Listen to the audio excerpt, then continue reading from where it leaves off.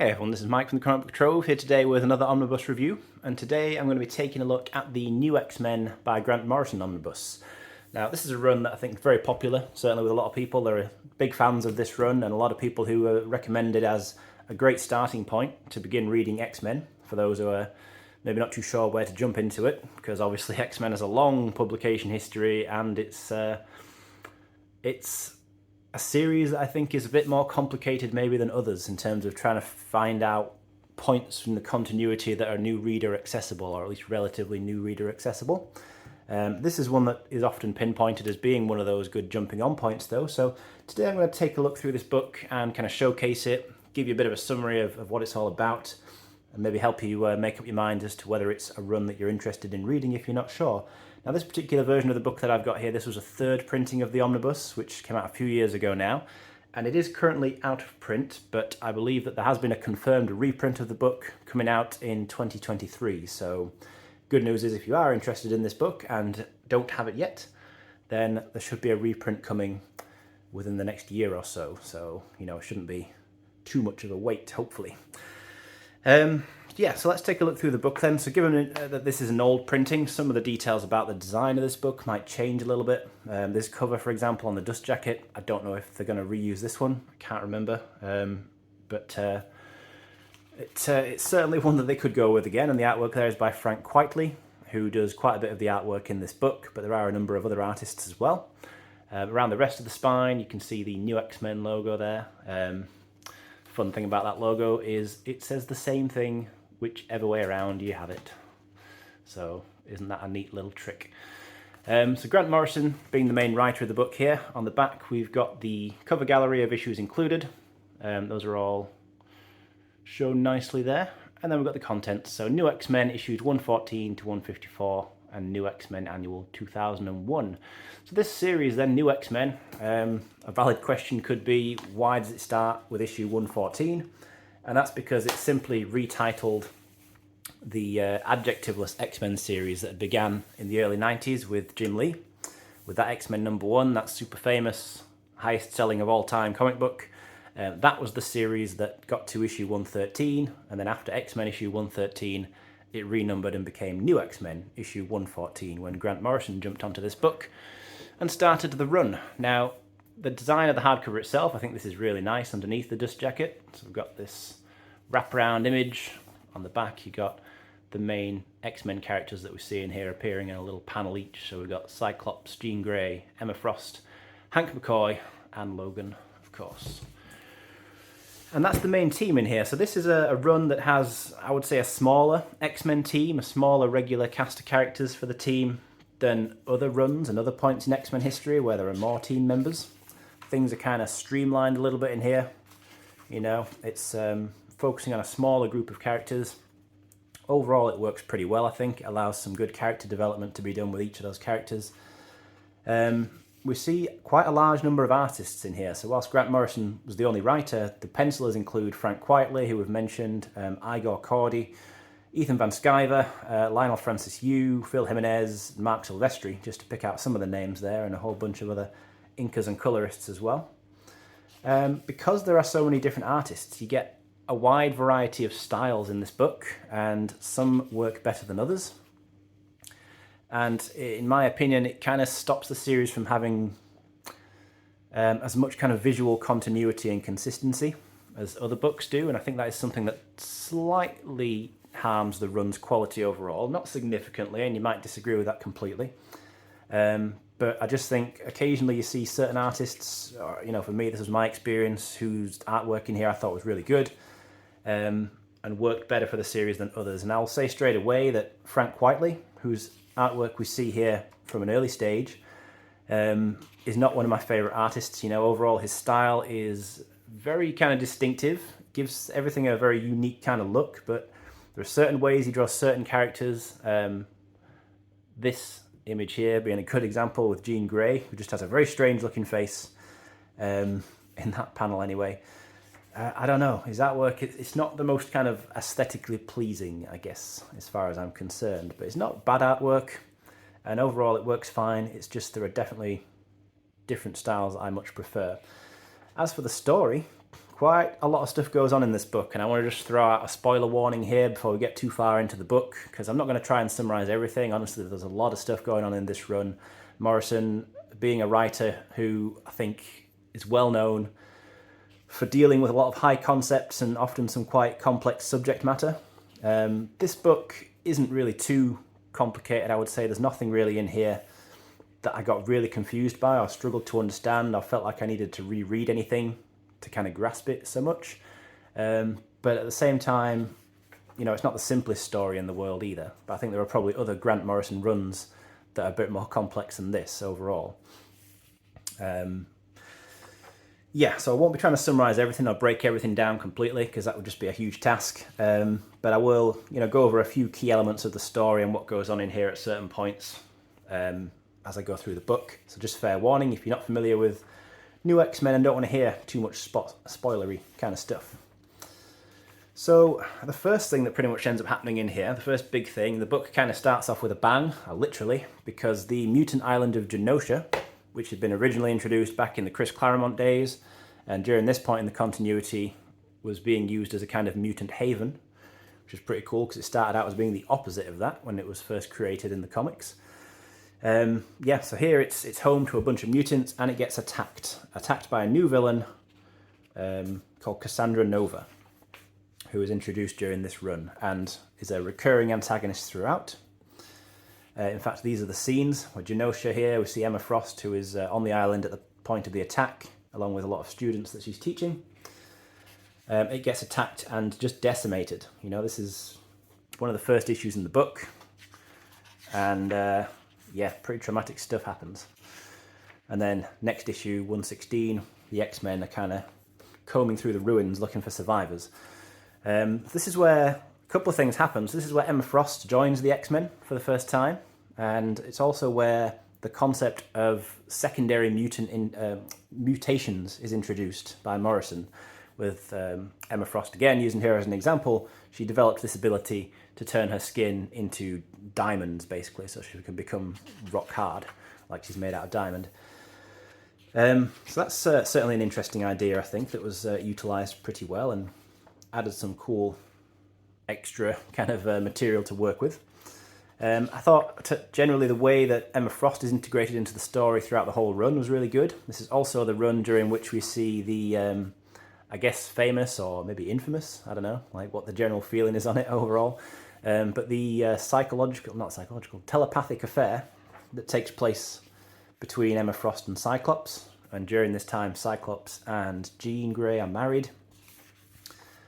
But yeah, gradually throughout the book, the attraction between Scott and Emma develops, and that becomes a full-blown affair.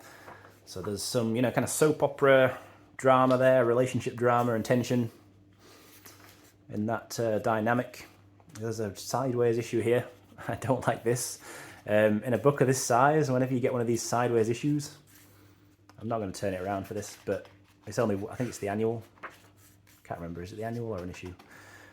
I don't know. But anyway, with a big book like this, it can be a bit of a hassle to be turning it around. Luckily, it's just this one issue in here that does this. I think this is the story where we get the introduction of this character known as Zorn, who again becomes a recurring character throughout here. But there's quite a few things to touch on, so I might just kind of ping-pong around on plot points as I look through this book, because one of the other things that Morrison really focused on in this run, and which I think is probably one of the stronger elements of the book, is that we see the Xavier School really turn into a school with a large body of students for, as far as I'm aware, really the first time in X-Men history, you know, because up until this point, for decades, the school had always had just a very small number of students, really. It was just the X-Men and then the New Mutants and just those characters, but we never really had just a bunch of other random kids who were going here and studying and doing homework like you would get at a school. Whereas that does happen here. So the school opens up and gets all these different random kids and random mutants with totally random powers living there and studying there. And the X-Men themselves are the teachers. So it's really kind of a lot like the X-Men movie from 2000, 2001, whenever that came out. You know, it's a lot like that kind of idea. If you've seen that film and you know how the school is in that film, it's really a lot like that in here overall. And I thought that was pretty cool. It was quite good to see the school being, you know, a proper school, and seeing the kind of issues that arise when you've got the X-Men having to act as teachers as well as doing their, you know, doing their X-Men stuff. So that's pretty cool. What else do we get? So we get artwork here by, is it Igor Corday? I think that's how you pronounce it. This artwork is, yeah, it's okay. You know, it's not great. I think my favourite artwork in this book is probably the stuff by Phil Jimenez and Mark Silvestri, which comes towards the end. These girls all get introduced in this run as well. These are the Stepford Cuckoos, I think they're called. And they're a group of kids who are, well, young girls specifically. They are kind of proteges of Emma Frost. They're all telepaths, and they're all kind of creepy. Oh, this is a good issue, though. Really like this. Like a silent issue. Just try and get the beginning of it. Yeah, issue 121. So this is like a telepathic mind journey where Jean and Emma explore into somebody's mind, and the whole issue pretty much is just these characters walking around not saying anything. Quite interesting. I like it. It's one of the memorable issues. You know, whenever you get an issue like this that's kind of different, tries something a bit unusual, in my experience, it's usually one of the standout issues in any run. Whether you like it or not, it's usually the one that you're probably going to remember. So that's the case with me anyway. It's one of the issues I remember best from this this book, having not read it for a while. I think the only line of dialogue in here comes on the very last page. Yeah. Cool, I like it. But to kind of just discuss a little bit about this book as a starting point, which I touched upon in my introduction at the beginning, but do I feel like it's a strong point to jump in and start the X-Men? Well, certainly I agree that you can do that. I think overall, the whole point of this book, what Morrison did with it, was that this book was dealt with as kind of a fresh start for the X-Men and sort of turning over or entering into a new phase for what the X-Men series could be.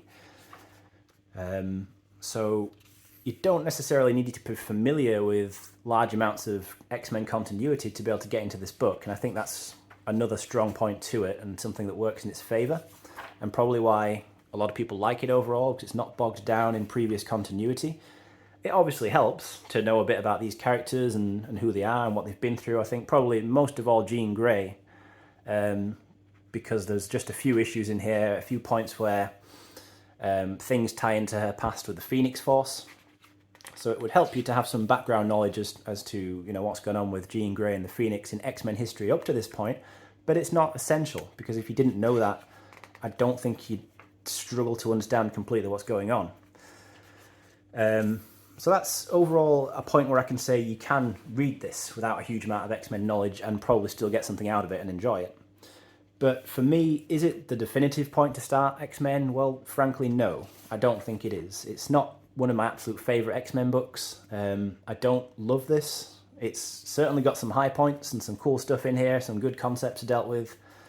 As I say, I've already liked the idea that the school is a school and you get to deal with problems like little student uprisings where some of the kids don't like the way things are being run, so that kind of has to be dealt with.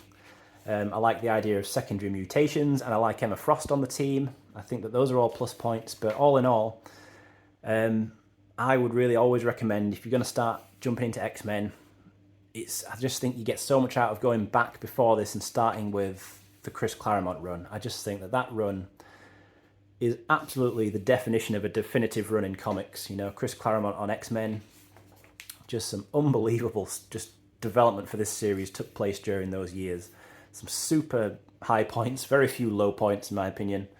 I know that those are older comics and some people don't like to go back and read Bronze Age comics, etc.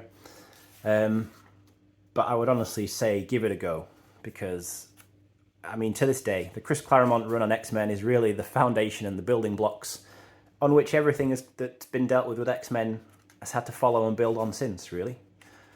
And another thing about this run, which is not exactly a criticism of this run, but just pointing out something that was done after it concluded, is that a lot of what happened in this book, I believe, has now been kind of retconned out of continuity. And Marvel did seem to make a point of effectively trying to brush some of this series under the carpet a little bit when this was done, brush it under the rug. You know, because this run was followed up immediately pretty much by the Astonishing X-Men run, which is another omnibus I will take a look at soon. And parts of what happened in that book effectively took bits from this book and said, yeah, we're not doing that anymore. So a lot of some of this book doesn't have much of a long-lasting significance on X-Men continuity. In fact, it's a very short legacy in some cases. But this book, in and of itself, I think is a pretty good self-contained read, you know. So I don't want to sound like I'm being too critical on it. It's just, you know, I've got to give my opinion, and I don't want to praise it and make it seem like I absolutely adore this book and you must read it beyond other, you know, ahead of other X-Men stuff, when I don't really feel that that's the case. But I am obviously, this is one of the weirdest panels in the book, by the way. I don't know what's going on here, but this is one of the weirdest ways I've ever seen Emma Frost drawn, or any character drawn, I think, in a comic. Is she supposed to look good there? She looks kind of like a monster. It's, I remember reading this book the first time and just staring at that and thinking, what happened there? Anyway, before I get too sidetracked by that, yeah, I just had to say, you know, I just don't feel that this is the strongest X-Men book, but I am absolutely happy to hear the thoughts of others on this, you know, whether or not you like it, don't like it, you know, anything in between. Do get the introduction of the character Phantom X in here, who I feel like is maybe best known from the Uncanny X-Force run by Rick Remender, because he featured on that run, but first appeared in this run. So if you have read Phantom X in that run or anything else and you're curious about where he came from, this is where he came from. You might want to read this book or this run at some point to get the full backstory there. But yeah, I think it's pretty cool artwork throughout here, though. You know, some of it is better than others. That Emma Frost page is still in my mind right now as I'm looking through this. It's still haunting me. I think here's some of the point where we start to see that relationship developing between Emma and Scott, though. Yeah, like, you know, she's kind of playing in his mind and putting on the Dark Phoenix costume and stuff, and yeah, and then they get caught, you know. Jean finds out what's going on, and it's tense. So there's this character of Zorn, though, who I just want to touch upon, who appears throughout here, is newly introduced in this run, because the biggest criticism actually that I have with this book comes with the ending, and it centers around this character of Zorn. So just gonna give another bit of a spoiler warning, I guess, when I get to that point.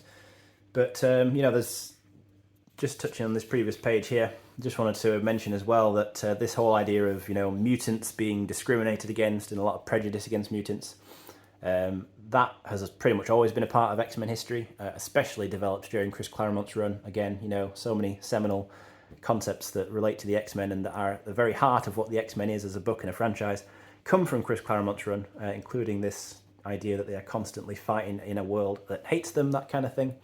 But that, you know, is an element of this book, absolutely. You know, that it plays into quite a few of the storylines. But yeah, so I just want to touch on the ending, because at the end of the book, what ends up happening is the character of Zorn, who is here, wears this thing on his head. The idea is that his head is like a star, so he's got to wear this metal helmet mask thing that keeps his head contained, because if he ever took it out or it broke, it would cause devastation. But it turns out in the end of this book, oh, this is the bit where Jean catches Emma and Scott. Keep getting sidetracked when I'm trying to make this point about the end of the book, but that's because I just keep seeing other things. Yeah, so they get caught. That doesn't go down very well, and here you see elements of the Phoenix. And that comes into the end as well. So, and then there's a murder mystery as well. Yeah, I kind of forgot just how many things happen in this book, but that's interesting. Emma Frost seemingly gets killed, and then there's a whole investigation and a whodunit storyline, which is actually pretty cool. Quite liked that. Bishop gets involved as the investigator. He's supposed to find out what happened. That's a pretty cool Terminator cover. But yes, so the end of the book, it turns out that Zorn was Magneto. And in this ending, when Magneto is revealed, he goes absolutely crazy. And just causes some extreme scenes of chaos. And I didn't like it. I didn't like the end of this book. And neither did Marvel, because this ending has been retconned as well. That's one of the things that did definitely get retconned out of continuity with this book. It was determined that that was not really Magneto at the end of this story. Oh yeah, there's some cool exploration of Wolverine's background as well, and the Weapon X program. Some of that is elaborated on in here. That was good. I did like that.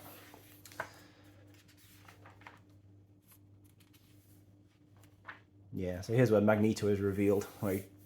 Dramatic reveal that he was Zorn all along. I don't know how he was supposed to have been Zorn, because I'm pretty sure that didn't really make sense in the story for me. It's not even that I just didn't like it, I just was thinking about it, and I was like, how did he do that? And why is he pure evil here? Like Magneto is always at his best when he's written to be quite morally complex, and not just a two-dimensional villain. But what Morrison did with him here is just turned him into like a cartoon villain, pretty much. He's just so evil and causing so much destruction just very suddenly. Yeah, so that got retconned out of continuity, thankfully, because it was a bit of a poor ending to this whole thing, in my opinion. And then in the end, as well, a lot of things happening in the end, but Jean Grey ends up sacrificing herself and dying again. You've always got to put that in there again when it comes to Jean Grey. I don't know of many characters who have died and come back in comics one way or another more so than Jean Grey. It's like a running joke, really. But it's very dramatic scenes, I'll give you that. There's some good artwork in the back of the book here, with the Phil Jimenez artwork, I think, at this point.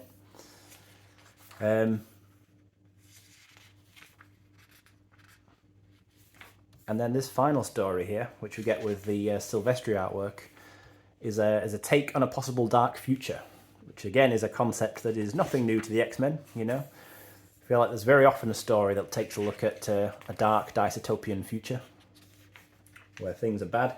And in this particular one, the Beast, Hank McCoy, has mutated into being a more beastly person, both physically and mentally. He's basically become a villain. He's like a Mr. Sinister kind of character, or Maestro from Future Imperfect, kind of reminds me of both of those. And he's up to no good. But as of the end of the book, basically, things are just kind of left off in a bit of an open way. Cyclops and Emma's relationship is pretty much solidified with Jean out of the way. And yeah, in terms of continuity, where you would go after reading this if you wanted to continue would be into Astonishing X-Men, and I will be covering that book at some point soon. But good artwork in these final issues by Mark Silvestri overall. I think there's some good stuff there. And then some extras in the back. Let's take a look at what we've got here. I think these are some kind of plot ideas, concepts that were pitched by Grant Morrison. Some Frank Quitely character designs. I didn't really even touch on this, but one thing that this book introduced, was these alternate costumes, taking the X-Men out of their traditional, typical superhero costumes and putting them into more like leather jackets and stuff like that. I wasn't really a big fan of that, to be honest. I prefer the costumes, and yeah, I think so did a lot of people, because they immediately come back in Astonishing X-Men. That's one of the things that is immediately changed back again as soon as the opportunity was there to do so. But overall, this is a good book. I've been a little bit critical of it, or maybe I've not been critical, but what I've tried to do is refrain from throwing a lot of praise on it when I don't feel like it is totally fantastic. I think some people really do love this run, and fair enough if you do. But I just wanted to make it clear that I'm not a massive fan. I don't think that this is like a masterpiece of X-Men so much as just being a good book, Like, it doesn't stand above others in a way that some runs on some characters do. For me, this was enjoyable, and I think it is worth reading if you're an X-Men fan. But I can understand why opinions would definitely be split on this one. Some people I think will love it for how experimental and different it tries to be, and other people will probably dislike it for the same reason. You know, that's the kind of book that it is. But let me know what you think about New X-Men by Grant Morrison. You know, whether you love this run, hate this run even, or as I say, anything in between. I'm happy to hear any thoughts on the matter. But thanks as always for watching this review and sticking with me all the way through. I always appreciate that. And I'll be back again soon to discuss something else.